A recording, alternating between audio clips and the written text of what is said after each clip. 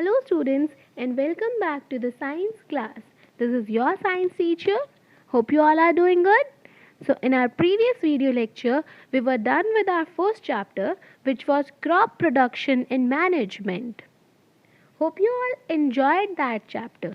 That was the very first chapter of your book, and that was among one of the most interesting topics of this book.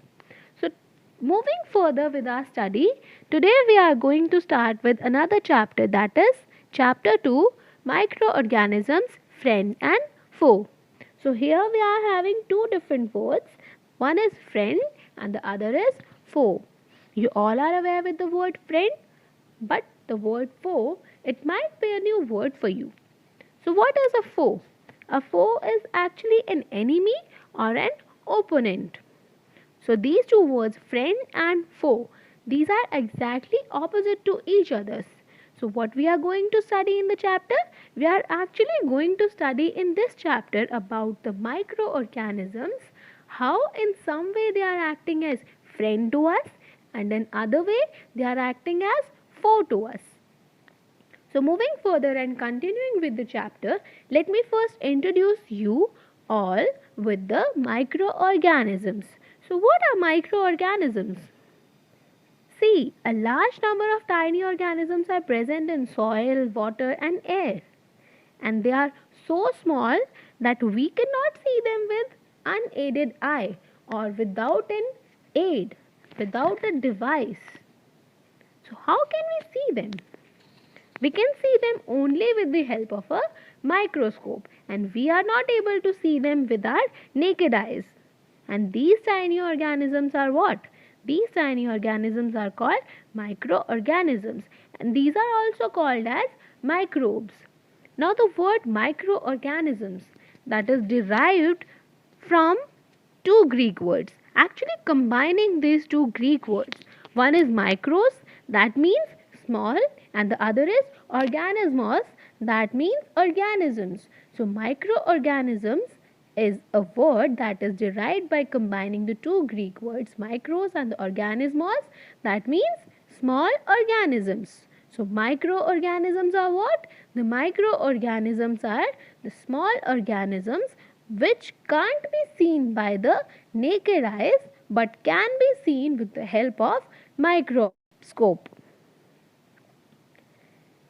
Now the microorganisms can be unicellular, that means single celled, containing only a single cell, and they may be multicellular or multicelled, containing a collection of undifferentiated cells or multicells.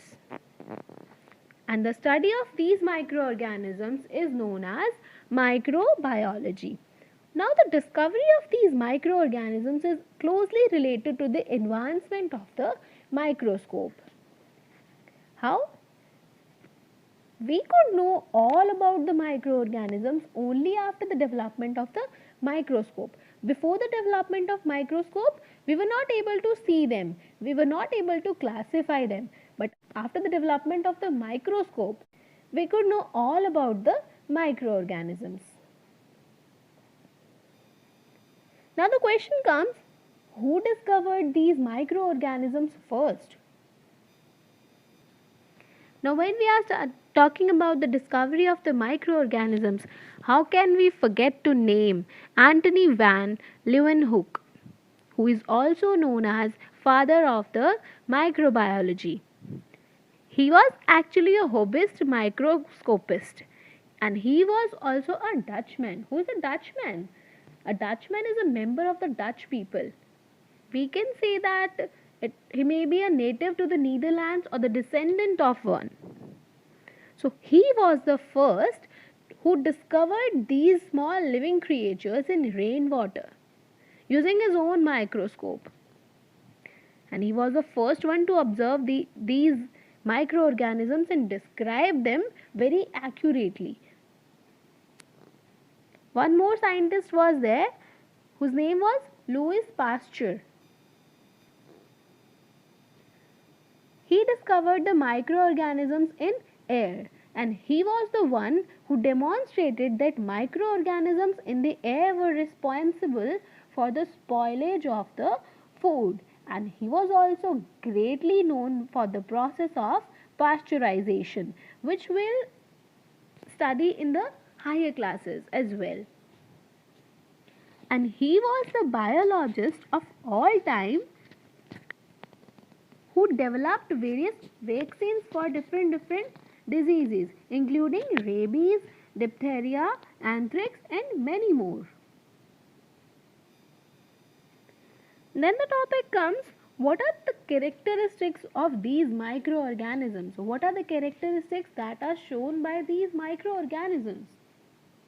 So the general characteristics involve, the microorganisms can either be single-celled organisms or a collection of undifferentiated cells that include the multicellular organisms. Now these microorganisms can be found where? They can be found almost everywhere.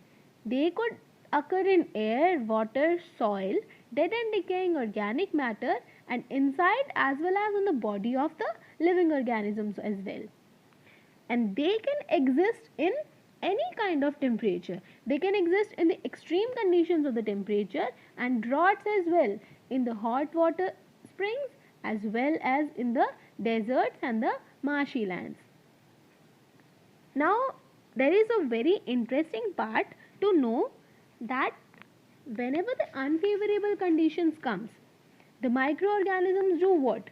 During the unfavorable conditions, the microorganisms enclose themselves in the hard resistant covering that is called as cyst during the unfavorable conditions.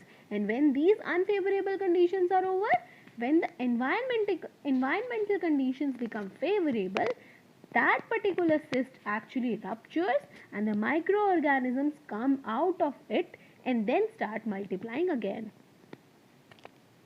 And the microorganisms, where to put the microorganisms, in which category it is to be placed?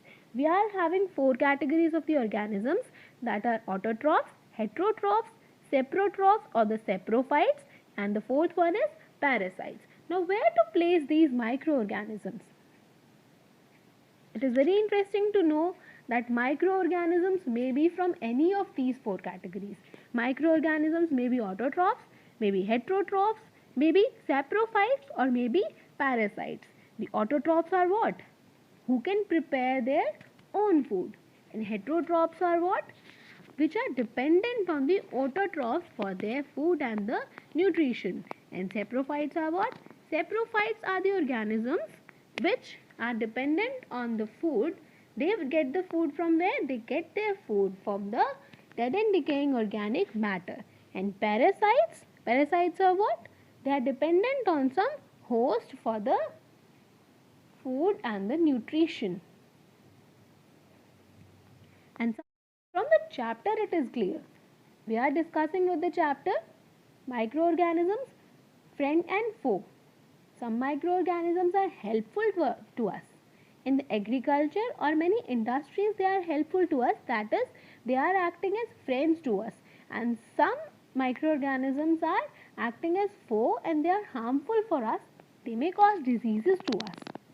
Now, where to find these microorganisms?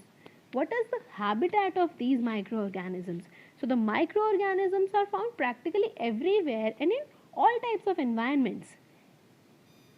We can find them in air, in the soils of various types, that includes the soil of deserts and the marshy lands. We can find them in the water as well, including the hot water springs, salty seawater and the ice cold water that is on the poles.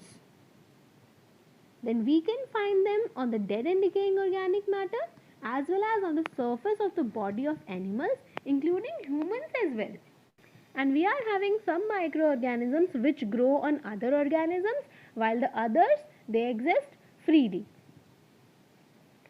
Then we are having microorganisms like single-celled organisms and the multicellular organisms. So amoeba, it is an example of a single-celled organisms which can live alone. While in the category of multicellular organisms, we are having fungi and the bacteria that lives in colonies.